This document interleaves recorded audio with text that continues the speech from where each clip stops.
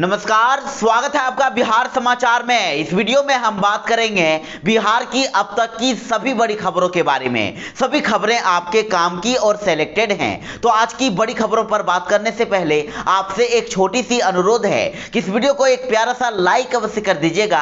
आपका एक लाइक करना ही हमारी मेहनत का फल होता है।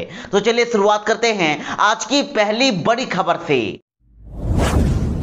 बिहार में आज भी भयंकर बारिश होने वाली है। मौसम विभाग ने अगले 3 दिनों तक यानी कि 19 जून तक पूरे बिहार में तेज आंधी, तूफान, भारी बारिश और वज्रपात को लेकर रेड अलर्ट जारी कर दिया है। और अगले 24 घंटों तक बिहार के लगभग सभी जिलों में गरज के साथ भारी बारिश के आसार हैं। और बिहार के जिन जिलों में सबसे ज्यादा बारिश होने वाली है वे जिले हैं पूर्वी चंपारण, पश्चिमी चंपारण, गोपालगंज, सारण और सिवान। इन जिलों के लोगों को सावधान रहने की सलाह दी गई है। बिहार में अगले 24 घंटों में रिकॉर्ड तोड़ बारिश होने वाली है।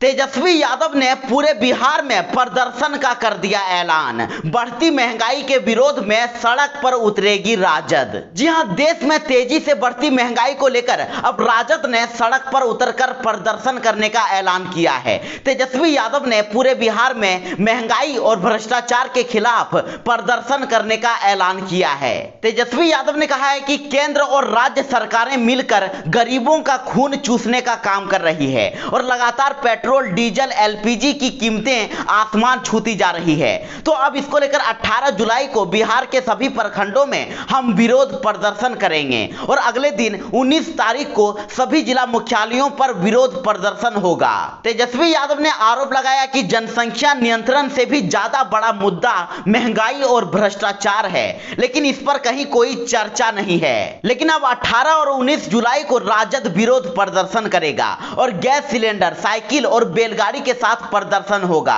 और साथ ही पीएम और सीएम का पुतला भी जलाया जाएगा।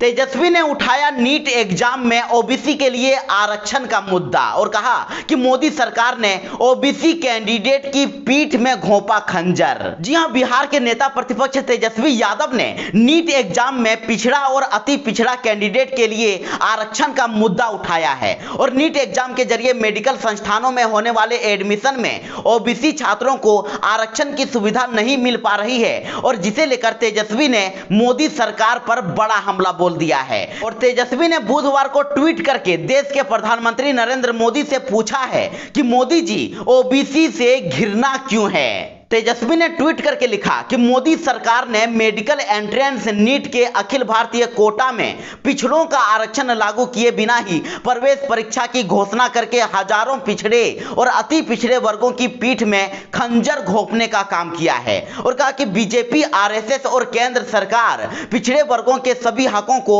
छीनकर उन्हें हलाल कर रही है। और इसके साथ ही तेजस्वी यादव ने एक अन्य ट्वीट में लिखा कि मोदी सरकार क्यों नहीं चाहती है कि पिछड़े वर्गों के छात्र डॉक्टर बने। आखिर भाजपा को देश के 60% से अधिक आबादी वाले पिछड़े और अति पिछड़ों से नफरत क्यों है। और नीतीश कुमार जैसे बीजेपी के सहयोगी नीट परीक्षा में पिछड़ों का आरक्षण खत्म करवाने पर क्यों तुले हुए हैं। मोदी जी, ओबीसी से घृणा क्यों है।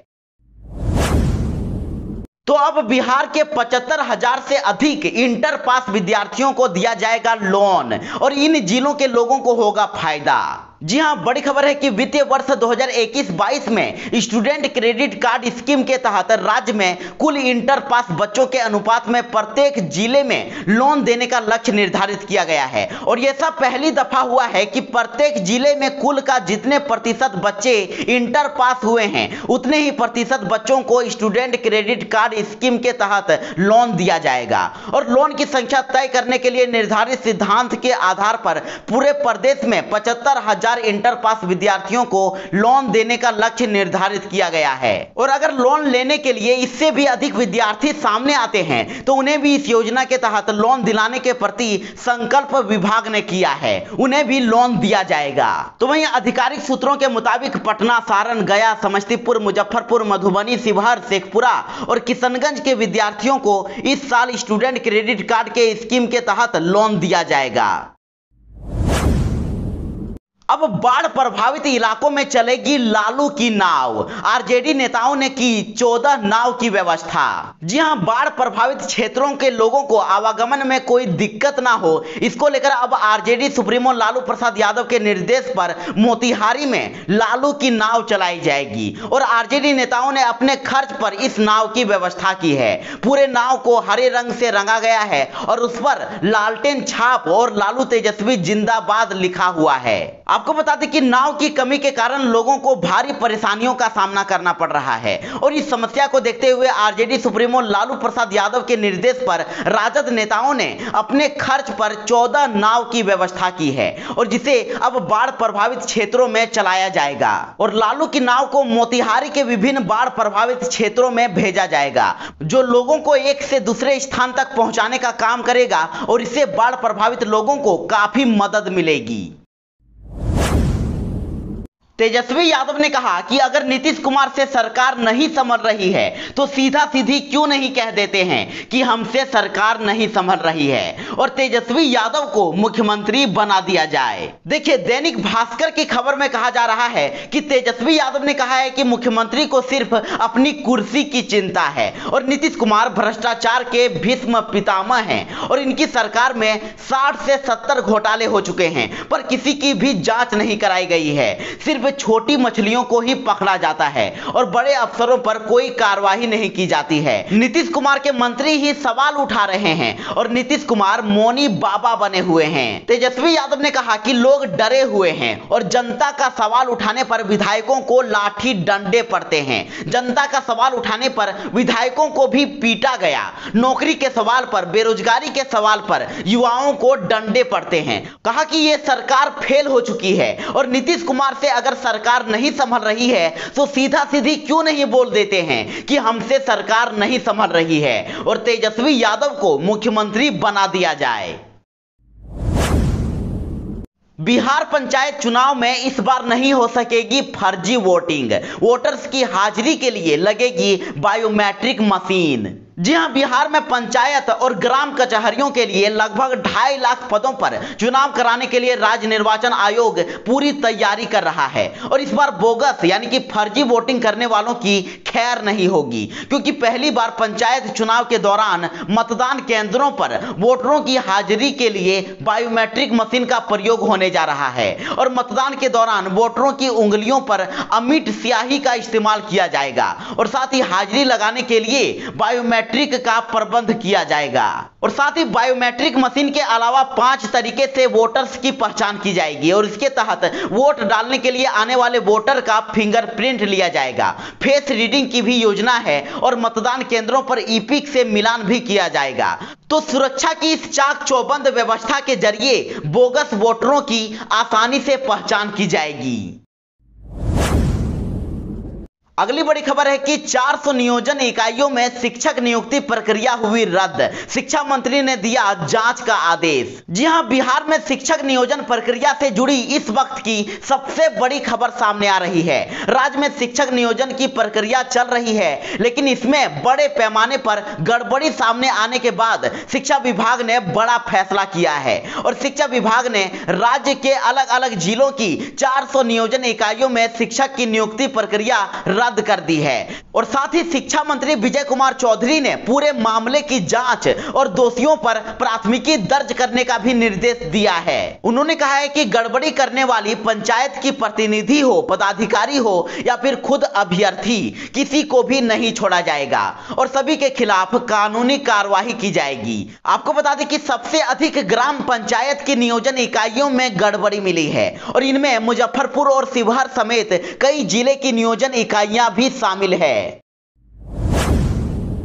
बालू माफियाओं से कनेक्शन रखने वाले थानेदारों पर बड़े एक्शन की तैयारी। 10 साल के लिए छीन सकती है थानेदारी। जी हां, बिहार में बालू के अवैध खनन के कारण लगातार हो रहे फजीहत के बाद अब सरकार दोषियों पर कार्रवाई करने की रणनीति बना रही है और अब बालू माफिया के साथ कनेक्शन रखने वाले थानेदारों के खिलाफ बड़ा एक्शन हो सकता है और ऐसे थानेदार जो बालू के अवैध खनन से जुड़े मामलों में संलिप्त पाए गए, उनकी थानेदार थानेदारी ही अब 10 साल के लिए छीन सकती है।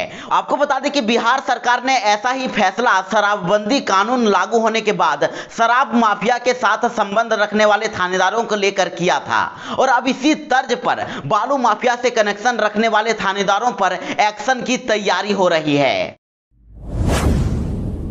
मार्च तक बन जाएगी बिहार में 2200 किलोमीटर ग्रामीण सड़क, 315 पुलों का भी होगा निर्माण। जी हां, राज्य में प्रधानमंत्री ग्रामीण सड़क योजना यानी कि PMGSY के पहले और दूसरे चरण में करीब 2200 किलोमीटर सड़क का निर्माण अधूरा है और इन योजनाओं की समीक्षा 3 सदस्यीय केंद्रीय टीम ने सोमवार और मंगलवार को की है और टीम के अधिकारियों ने ग्रामीण कार्य विभाग के अधिकारियों को हर हाल में मार्च 2022 तक करीब 2200 किलोमीटर लंबाई में सड़क का निर्माण करवाने का निर्देश दिया है और इसमें करीब 778 सड़क और 315 पुल शामिल हैं और साथ ही मार्च 2022 तक सड़क नहीं बनने पर बची हुई सड़कों का निर्माण राज्य सरकार को अपने खर्च पर करवाना पड़ेगा। आपको बता दें कि केंद्रीय टीम ने राज्य के करीब 6500 किलोमीटर लंबाई में PMGSY के योजना के तहत ग्रामीण सड़कों का मेंटेनेंस कार्य को बेहतर तरीके से करवाने का निर्देश दिया है और साथ ही टीम ने PMGSY के तीसरे चरण में बनने वाली सड़कों का DPR नवंबर 2021 तक केंद्र के पास भेजने का भी निर्देश दिया है और PMGSY के इस तीसरे चरण में 3.75 मीटर सड़क की चौड़ाई बढ़ाकर 5 मीटर तक की जाएगी और इसका मकसद यातायात सुविधा को बेहतर बनाना है।